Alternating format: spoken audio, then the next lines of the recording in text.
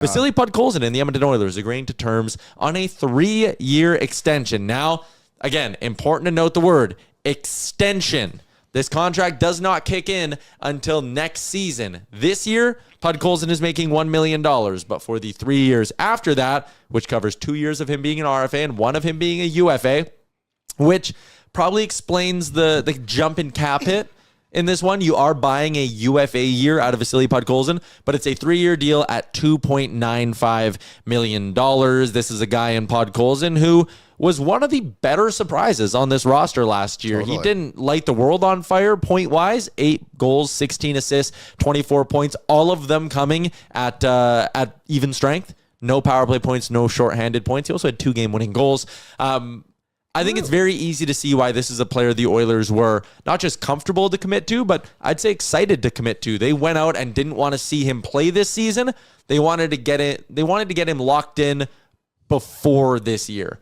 Yes, he spent a lot of time with Leon Draisaitl last year. I totally understand that. And to look at a guy who played a lot with Leon, who only scored 8 goals, you could kind of be like, did he really deliver in that top 6 spot? But by committing to him before this season, and maybe this is a year where he plays with Leon Draisaitl a lot, you just give yourself a chance for this contract to become a value deal. I think there is a world where Podkolzin routinely scores north of 15 goals and gets close to 20 goals. And if he would have done that this upcoming season and you said, let's wait, let's see if he proves it, next July, what's this contract costing? Probably $4 million a year. Yeah. If he pops this year, it will be expensive. By doing this, you give yourself a chance for the contract to become a true value deal for you at some point. I completely agree. I think everyone's the opinions out there yesterday didn't seem to really stray outside of we all like Podkolzin. Yep. He just needs to produce a little bit more. Yeah. And I think that's totally fair. You got to remember too, the start of last season, how long did it take him to score a goal? For a long time. Obviously another if, but if he gets going early in the season, maybe he can kind of get his feet moving. Get that confidence up. And that's what you want to see from him. I thought he performed well in the playoffs. I think when you go back and look through some of the contracts that have been handed out last few years as well, it measures up pretty well, honestly. Some of the guys, and I know, cap changes and all this, but Alex Kerfoot got $3.5 million a few years ago. Simon Holmstrom got 3.65. Who would you rather have on your team?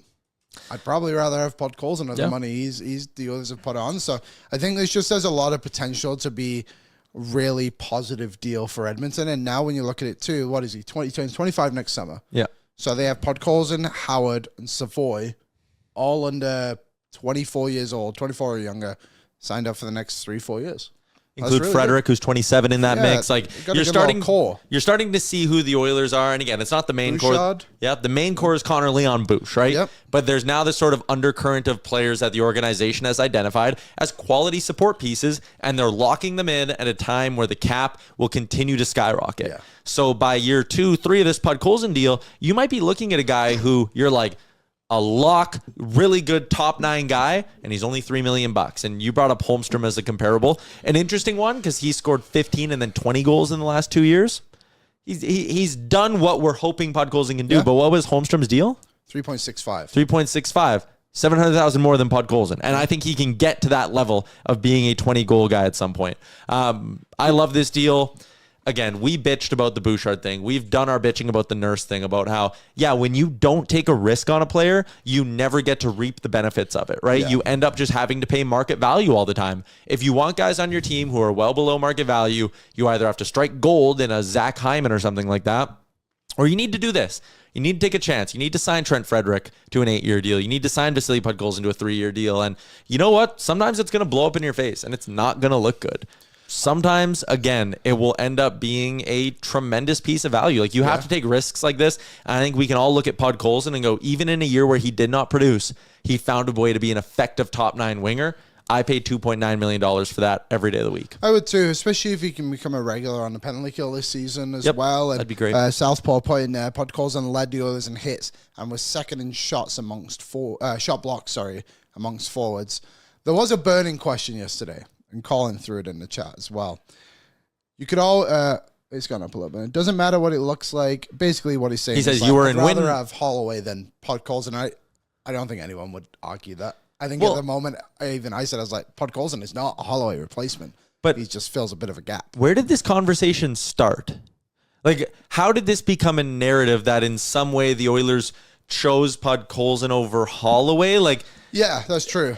I get they're connected because Podkolzin was acquired right after they didn't match. So, like, there is a little bit of a connection here. But, like, this upcoming season, Podkolzin is making $1.3 million less than Holloway. Yeah, $1 million he makes. Yeah. And next year, Holloway is going to be at $6 million. Honestly, like, I was thinking about this yesterday. What did Jackson Blake get? Whew. You know what I mean? Like, Jackson Blake was signed this summer. Wasn't Stankoven just take a big Yeah. deal? There was another player as well. I'm forgetting his name. Another younger guy who still had a year of... Stankoven got 6, and Jackson Blake got... Why can't I see... Is he hurt right now? Why can't I see him on Carolina's Puckpedia? I don't know. Either way, Jackson Blake had 34 points last season. Yeah, and he got a really big extension. 5.1 is what Jackson Blake got. Okay, so Holloway's getting, better than both those guys. Holloway's probably getting 6.5. Maybe 7.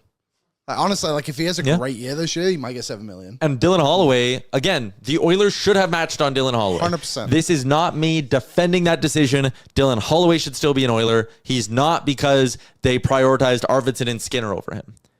If they didn't sign Arvidsson or Skinner, they would have had the money for Holloway. If they would have known that Evander Kane was going to be out all season, which maybe Evander Kane could have given them some more clear messaging, maybe the organization should have been better prepared, they could have had the money for Dylan Holloway. Podkolzin's $1 million was not, you know what, let's not match Dylan Holloway because Vasily Podkolzin's here. No, it was an Arvidsson Skinner thing.